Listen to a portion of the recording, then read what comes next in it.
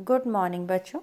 हम लोग पढ़ रहे थे हेट्रोसाइक्लिक कंपाउंड्स में जितने भी हेट्रोसाइक्लिक कंपाउंड्स हैं उनके बारे में, उनके बनाने की विधि और उनके विभिन्न अभिक्रियाओं के बारे में हम पढ़ रहे थे। हमने देखा पायरॉल, फिर थायोफीन और फ्यूरेन, इनके बारे में हम पढ़ चुके हैं। अब हम ये सभी 5 मेंबर्ड रिंग्स थी जिनमें कि 4 एटम्स कार्बन के और 1 atom hetero atom oxygen, sulphur या नाइट्रोजन हो सकता है।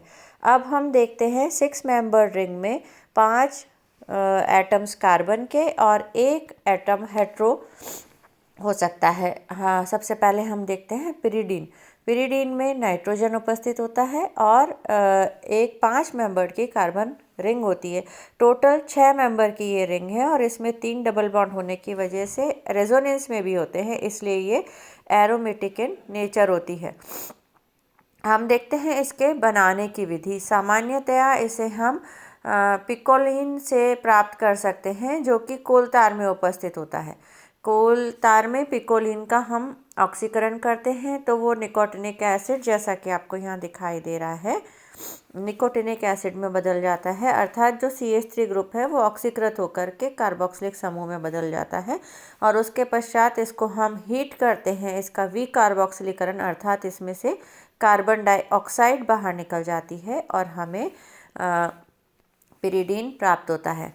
नेक्स्ट मेथड ऑफ सिंथेसिस, हम सामान्य विधियां अगर हम लेबोरेटरी में देख रहे हैं तो लेबोरेटरी में बनाने की सामान्य विधि आप देख सकते हैं यहाँ पर।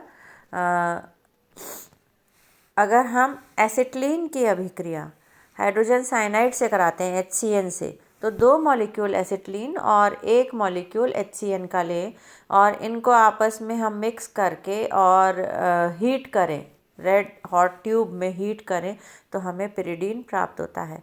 इसके नेक्स्ट हम देखें ग्लूटाकोनिक एल्डिहाइड हम अगर ले लें और उसकी हम अभिक्रिया अमोनिया से कराते हैं, यहाँ पर ये अमोनिया है, दैट इज़ NH3।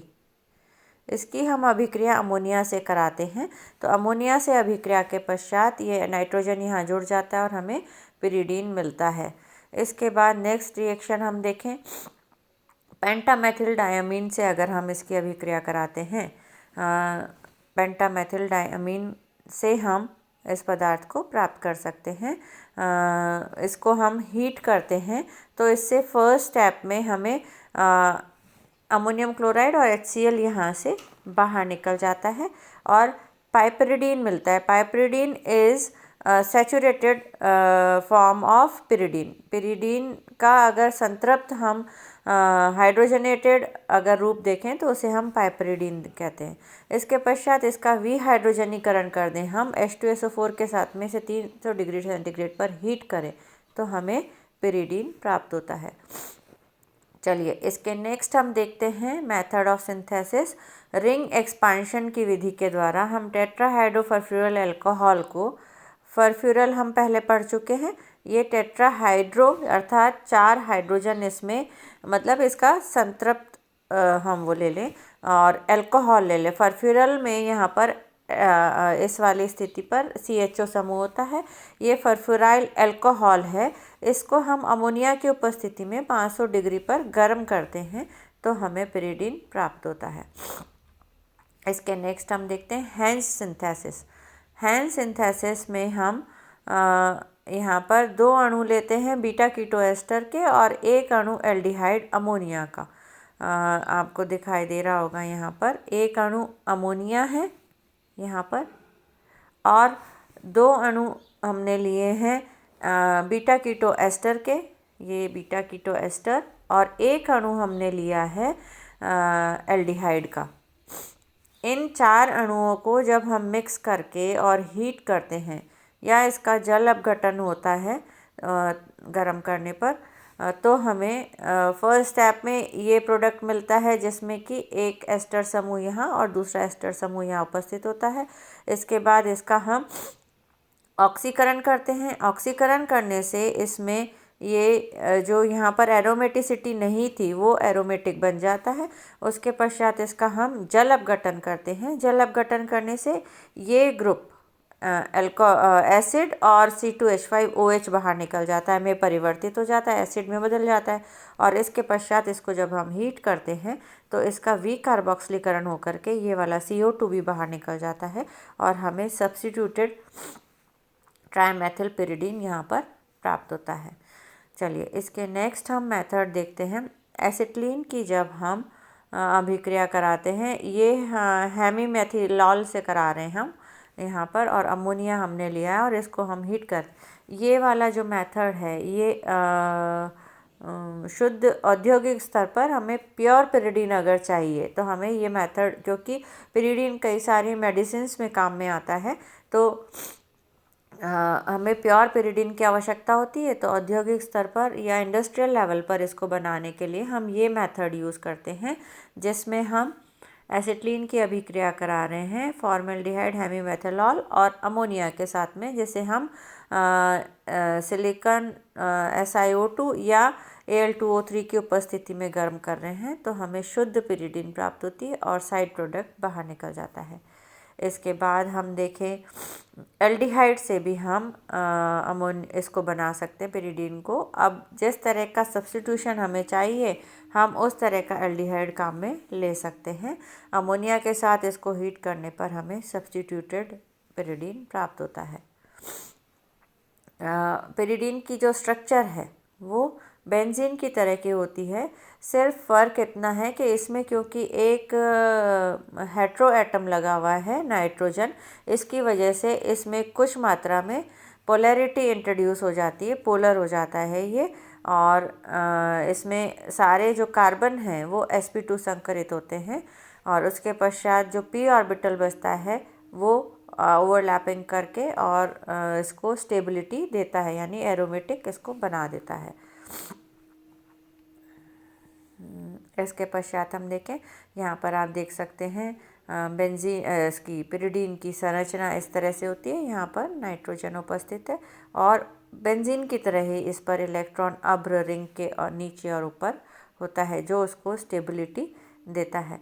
और बंध लंबाई इसकी अलग अलग होती है, थोड़ा सा इस पर धन आवेश और ऋण आवेश उपस्थित होता है, जो इसे ध्रुवीय बनाता है, पोलर बनाता है। इस पर अब हम देखते हैं अनुनादी संरचनाएं। इसकी विभिन्न अनुनादी संरचनाएं क्या क्या हो सकती हैं पिरिडीन में। फर्स्ट स्टेप में आप देख रहे हैं यहाँ पर ये जो डबल बॉन्ड था वो नाइट्रोजन पर शिफ्ट होकर इसको नेगेटिव चार्ज देता है और पॉजिटिव चार्ज यहाँ पर आता है इस वाली स्थिति पर, अल्फा स्थिति पर, और उसके बाद वो पॉजिटिव चार्ज रिंग में इस तरह से रोटेट करता है। पिरिडीन के और विभिन्न गुण आप पढ़ सकते हैं, ये IR में, NMR में और UV विजिबल में अलग अलग अपनी पीक्स देता है। और पिरिडीन को हम पिरिडीन का जो क्वथनांक है वो अधिक होता है बेंजीन से, इसलिए इसे हम विलायक के तौर पर, सॉल्वेंट के रूप में कई जगह काम में लेते हैं। पिरिडीन की अगर हम बेसिसिटी की बात करें तो पिरिडीन क्षारीय प्रकृति का होता है। क्षार वे पदार्थ हैं जो H+ को ले लेते हैं, और हम यहाँ पर देखते हैं कि इस पर क्योंकि अनुनाद के द्वारा यहाँ पर नेगेटिव चार्ज है, इसलिए ये H+ को तुरंत ले लेता है, लेकिन कंपैरिजन में सामान्य अम्लों के कंपैरिजन में ये वीकर बेस है। चलिए इसके बाद हम देखते हैं इसकी विभिन्न अभिक्रियाएं, जिसमें आप यहाँ पर देख रहे हैं अगर हम मिथाइल आयोडाइड के साथ में इसको रिएक्ट कराएं तो मिथाइल आयोडाइड फर्स्ट स्टेप में यहाँ लगता है अगर हमने टेम्परेचर कम रखा है। जैसे ही हम टेम्परेचर बढ़ाते हैं ये मिथाइल ग्रुप यहाँ पर अल्फा स्थिति पर चला जाता है और ऊपर यहाँ पर 4th पोजीशन पर भी आ जाता है, लेकिन जो मेन प्रोडक्ट है वो 2-पिकोलीन ही होता है। नेक्स्ट हम देखें, अगर हम HCl से रिएक्ट कराते हैं तो HCl यहाँ पर इस तरह से लग जाता है। पिरिडीन बेंजीन की तरह ही इलेक्ट्रॉन्स ने ही, अर्थात E+ के प्रहार द्वारा कोई भी एक इलेक्ट्रॉन्स ने ही, जैसे कि NO2+,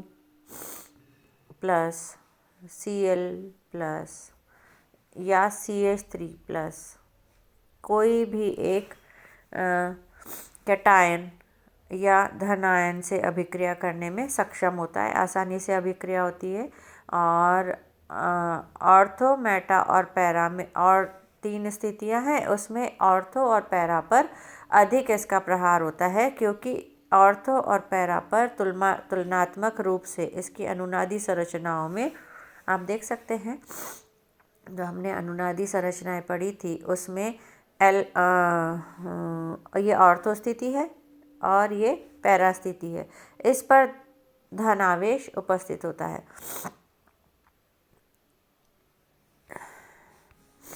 धन आवेश की उपस्थिति की वजह से इस पर जो E प्लस का रेजोनेटिंग स्ट्रक्चर्स अगर हम देखें, हाँ, यदि हम E प्लस के प्रहार को ऑर्थो या मेटा 2 स्थिति में हम उसके E प्लस के प्रहार को कंपेयर करते हैं, तो फर्स्ट हम देखते हैं ऑर्थो स्थिति पर E प्लस का प्रहार। जैसे ही E प्लस का प्रहार ऑर्थो स्थिति पर होता है, धन आवेश यहाँ मेटा स्थिति पर आ जाता है और इसकी जो अनुनादी संरचनाएं बनती है वो 3 अनुनादी संरचनाएं बनती है।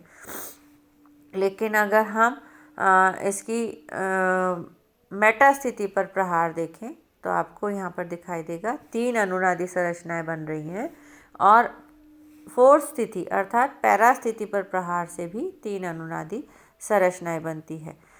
तो इलेक्ट्रॉन्स ने ही जो प्रतिस्थापन है वो इसका अधिकतर मेटा स्थिति पर होता है। उसका रीज़न यहाँ पर है कि जब हम इसकी अनुनादी संरचनाएं देखते हैं तो इसकी ऑर्थो और पैरा स्थिति पर ऑलरेडी पॉजिटिव चार्ज उपस्थित है, ऑर्थो और पैरा स्थिति पर। तो किसी भी E प्लस को अगर इस पर प्रहार करना है तो जहाँ पहले से ही धनावेश है वहाँ पर यह धनावेश एक्सेप्टेबल नहीं होता E प्लस का, इसीलिए जो E प्लस है वो यहाँ पर इसकी मेटा स्थिति पर प्रहार करता है। यहाँ से आप देख सकते हैं आगे मेटा स्थिति पर प्रहार के पश्चात हमने देखा, ये हम देख चुके हैं। अब हम देखते हैं इसकी विभिन्न अनुनादी संरचनाएं हैं। जब ये पिरिडीनियम आयन में परिवर्तित हो जाता है, अर्थात जब ये H प्लस ले लेता है यहाँ पर, तो इसके बाद में जो इस पर धनावेश आता है वो धनावेश इस तरह से ऑर्थो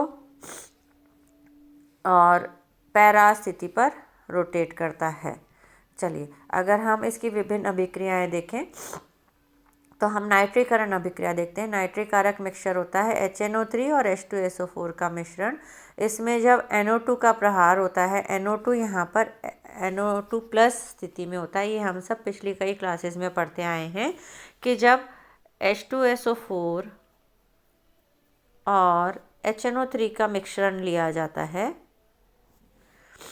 तो ये बनाता है HSO4 minus ion, H3O plus ion और NO2 प्लस आयन। ये 3 इसमें आयनिक फॉर्म्स बनते हैं। तो जो NO2 प्लस आयन है वो इस पर प्रहार करता है, और जब हम जानते हैं धन आवेशित किसी ग्रुप का इस पर अटैक होगा तो ऑर्थो और पैरा स्थिति पर नहीं होगा, क्योंकि वहाँ पर पहले से ही कुछ मात्रा में धन आवेश उपस्थित है। इसलिए ये मेटा स्थिति पर प्रहार करके 3 नाइट्रोपिरिडीन का निर्माण करता है। इसी तरह से हम सल्फोनेशन देखें, सल्फोनेशन में भी 3 स्थिति पर ही प्रहार होता है, और ब्रोमीनीकरण में भी। अब ये क्वेश्चन राइज कर सकता है कि ब्रोमीनीकरण में ब्रोमीन तो Br माइनस फॉर्म में नहीं होती है। यहाँ पर जो ब्रोमीन है वो पोलराइज हो जाती है इसके प्रभाव के कारण और परिवर्तित हो जाती है Br प्लस और Br माइनस में बदल जाती है। तो जो प्रहार करने वाला समूह है वो Br मॉलिक्यूल आयन है वो Br माइनस प्लस होता है। तो Br प्लस का प्रहार हम जानते हैं मेटा स्थिति पर ही होगा। यहाँ पर आप देख सकते हैं अगर ब्रोमीन अधिक है या टेम्परेचर अधिक है तो हमें डायब्रोमो उत्पाद भी मिल जाता है। चलिए, इसके आगे नेक्स्ट हम अपनी अगली क्लास में पढ़ेंगे।